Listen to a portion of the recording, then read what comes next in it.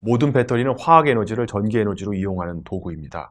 기본적으로 양극과 음극, 전해질로 구성되어 있습니다. 한 번 쓰고 버리는 1차 전지와 여러 번 충전해 쓸 수 있는 2차 전지로 나눠볼 수도 있고요. 스마트폰이나 전기차에 쓰이는 배터리는 당연히 2차 전지입니다.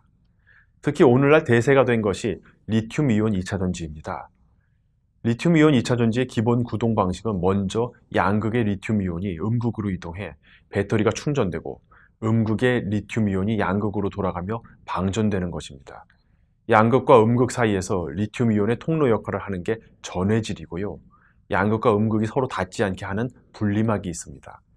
그래서 2차 전지 소재라고 할 때 양극재, 음극재, 전해질, 분리막 네 가지를 꼽습니다. 모두 중요한 소재지만 관심을 많이 받는 게 양극재입니다. 가장 높은 원가 비중을 차지하기 때문입니다. 2차 전지 원가에서 양극재 비중은 대략 40에서 50%입니다. 이 양극재 원가가 높은 이유는 양극재가 배터리 성능에 중요한 역할을 하기 때문이죠. 양극재는 배터리의 용량과 전압을 결정합니다. 그리고 용량과 전압에 따라 에너지의 양이 결정됩니다. 리튬이온 2차 전지 양극재는 리튬과 산소에 다른 금속 성분을 더해 다양한 조합을 만들 수 있는데요. 니켈은 에너지 밀도를, 코발트는 안정성과 수명을, 망간은 안정성을, 알루미늄을 출력을 높이는 특성을 지닌 양극재가 됩니다. 들어가는 금속 성분의 종류와 비율에 따라 성능에 영향을 미칩니다. 양극재 개발과 양산에는 기술과 자본이 집약적으로 투입돼야 합니다. 때문에 진입장벽이 높은 편입니다. 소재 산업은 생산 능력, 기술력, 고객처 3요소가 매우 중요합니다. 그런데 양극재에서는 이 3요소가 서로 긴밀하게 연결되어 있기도 합니다. 완성차나 셀 제조사 등 주요 고객처의 요구를 충족하려면 기술력이 뒷받침돼야 하고 고객사들의 생산 계획에 맞춰 해당 지역에서 증설을 할 필요도 있기 때문이죠. 이 부분을 잘 보면 양극재 회사들의 경쟁력을 가늠해 볼 수 있습니다. 국내 양극재 기업으로는 포스코 케미칼과 같은 대기업도 있지만 에코프로비엠과 LNF 같은 코스닥 상장사의 경쟁력도 높습니다.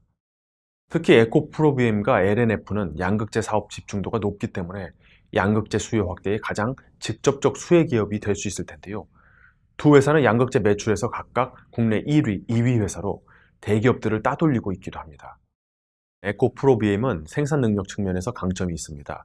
2021년 양극재 7만 5천 톤을 생산해 3원계 배터리 양극재 업체 중 세계 1위를 했습니다. 여기에 증설을 서두르며 생산 능력을 더 강화하는 중입니다. 캐나다 퀘벡주 공장 부지를 확정해 2023년에 착공에 들어가기로 했고요. 헝가리 공장에서 1공장과 2공장에서 각각 2024년, 2025년 양산을 시작하기로 했습니다. 헝가리 공장의 생산 규모는 약 10만 톤 정도로 파악됩니다. 에코프로비엠의 강점 가운데 하나는 삼성 SDI와 SK온 등 막강한 셀 제조사를 고객처로 두고 있다는 점입니다. 특히 삼성 SDI와는 에코프로EM이란 별도 합작사를 따로 꾸려 더욱 긴밀하게 사업을 진행하고 있습니다. 양극재 밸류체인을 에코프로 그룹 안에 내재화하고 있다는 점도 주목할 지점입니다. 리튬 가공은 에코프로 이노베이션, 전구체 공급은 에코프로 GEM, 폐배터리 재활용은 에코프로 CNG, 산소와 질소 공급은 에코프로 AP가 담당하며 양극재 수직 계열화를 통한 원가 경쟁력을 높여놓았습니다. 유안타증권은 하이니켈 양극재의 공급 부족 현상이 심한 상태라 2023년에도 에코프로비엠의 외형 성장은 지속될 것이다 라며 미국의 인플레이션 감축법 시행으로 완성차와 셀 기업들의 협력 요구가 이어지며 에코프로비엠과 같이 수직 계열화되어 있는 소재 기업들을 중심으로 수주가 빠르게 확대되고 있다고 보고 있습니다. 양극재 매출 기준으로 국내 2위로 꼽히는 LNF는 에코프로비엠과 비교하면 외형 측면에서는 열세이지만 그 누구도 무시할 수 없는 강점이 있습니다. 바로 테슬라 공급망에 들어있다는 건데요. 테슬라의 전기차 생산량이 늘면서 LNF도 다른 경쟁사보다 높은 성장세를 보이는 듯한데요. LNF의 기술 경쟁력은 니켈, 코발트, 망간, 알루미늄, NCMA 배터리 양극재를 생산하는 데서 잘 드러납니다. 세계 최초로 NCMA 양극재를 생산했고 이 분야에서 입지를 굳혀가고 있는데요. 니켈, 코발트, 망간 조합과 니켈, 코발트, 알루미늄 조합의 강점을 합쳐놓았다는 데서 의미가 있습니다. 테슬라에서 NCMA 채택이 확대되며 꾸준히 NCMA 매출이 늘 것으로 기대됩니다. 다만 LNF는 미국 시장 진출과 관련해 약간 불확실한 상황에 놓여 있는데요. 정부가 LNF에 미국 양극재 공장 건설을 불허했기 때문입니다. 국내 기술이 유출될 수 있다는 이유에서인데요. 미국 인플레이션 감축법에 따르면 미국 내에서 생산된 제품에만 보조금이 지급되기 때문에 미국 시장을 공략하려는 LNF로서는 공장 건설을 못하게 된다는 점이 작지 않은 리스크입니다. LNF는 미국 공장 건설 허가를 받기 위해 국내 기술 보호에 관한 부분을 더 보완하는 등 준비를 하고 있습니다. 배터리 업계에서는 이번에는 무난하게 승인될 것으로 보기도 합니다. 증권업계에서도 이와 관련해 긍정적 시각을 유지하고 있습니다.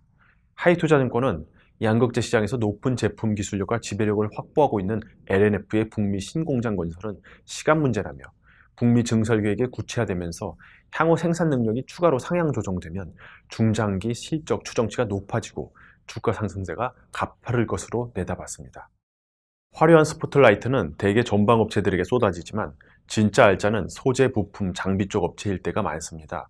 다들 전기차 기업들을 주목하지만 전기차보다는 2차 전지, 2차 전지 중에서도 소재에 더 큰 기회가 있습니다.